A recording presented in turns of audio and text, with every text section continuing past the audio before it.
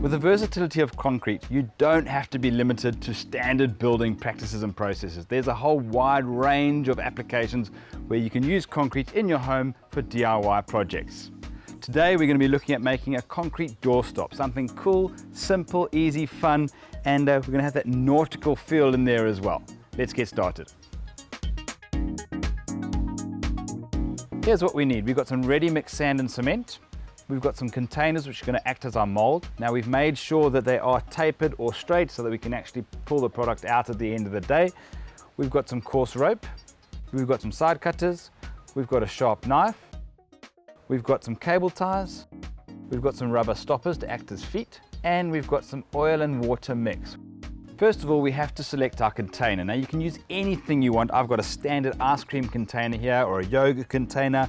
It's whatever you want, as long as the sides are either straight or tapered so that you can allow that concrete block to be removed easily. Now our handy hint is actually to make use of a releasing agent. It'll just allow it to be removed easier out of your container. A simple homemade one is a standard oil and water mix. Mix it all up and until it gets to emulsified condition, and you can see that milky mixture, and then just line and coat the inside of your container. We're going to make our handle using this coarse thick rope.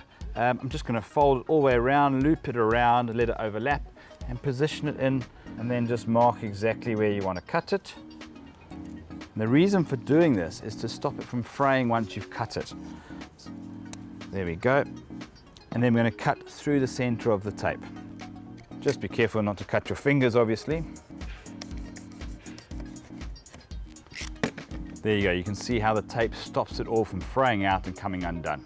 And then we're going to use some cable ties to fasten that together so it doesn't come undone.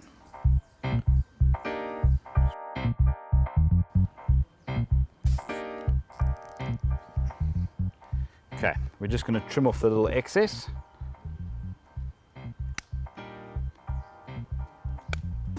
And that's going to make our handle.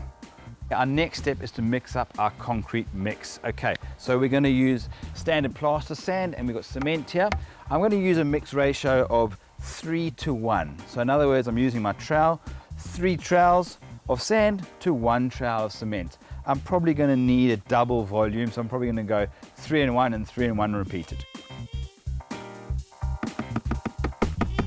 Now we're going to give that a good mix up.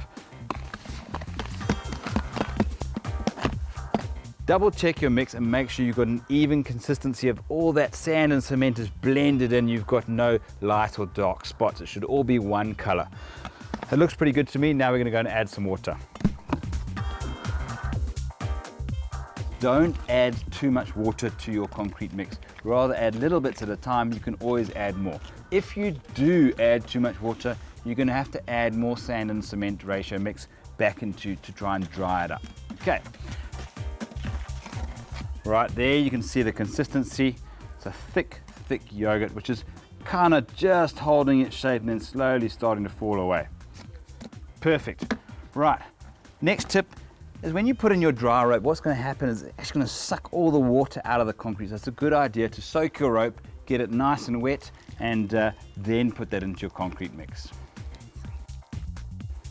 Okay, we've got our mix, we've got our rope, we've got our mold. Okay, let's just quickly, that's going to go in there.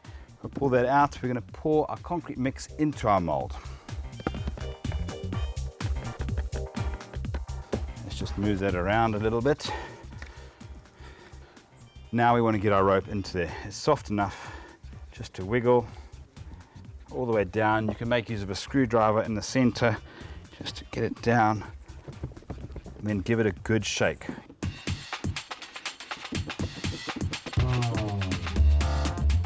Okay, once you're done, you're good to go. Take that aside, let it set for 24 to 48 hours at least.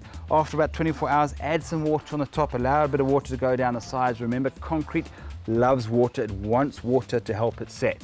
Okay, so what I'm going to do is save a bit of time. And here's one I've made earlier. Now, exactly the same thing, just a slightly different container. You can see it's got different shapes, different contours. You can use whatever you like. You just give it a bit of a shake. Push from the bottom, should pop out. There you go, pretty straightforward. It's cured, it's completely cured. We're going to dust this off and we can add some feet on the bottom. We can actually decorate it too if we want to. Let's start with giving it a bit of a dust off. Just take a normal rag and then just give it a good wipe. Any loose dust you want to get taken off. Okay, we've got a few options now. We can basically leave it in this concrete rough look, which a lot of people like. I actually think it looks pretty awesome. Then we'll just put some feet on the bottom. And I've got these standard little stick-on feet. It makes life much easier. Let's put it around about there's one. That'll just stop the scratching on your surface, on the floor, wherever you put it down. So now it's got a good sturdy little rubber footing. What I'm going to do is I'm just going to do a straight band at the bottom and paint that all the way around.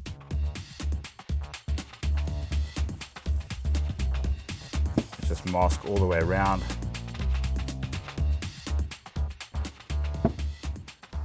Okay, that looks good. Right, you can use any paint you want to. Make sure it's compatible for concrete.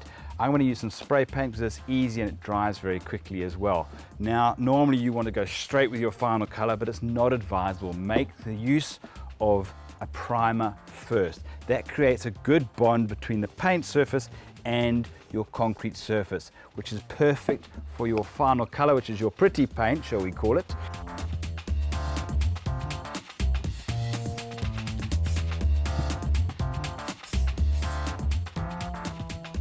Okay, now it's a good idea to take your masking tape off now while the paint is wet. It stops that flaking. Great, beautiful, nice, simple, basic lines, back to basics, and look at the impact that it has. We've got rough coarse rope, concrete, little bit of spray paint. It looks fantastic.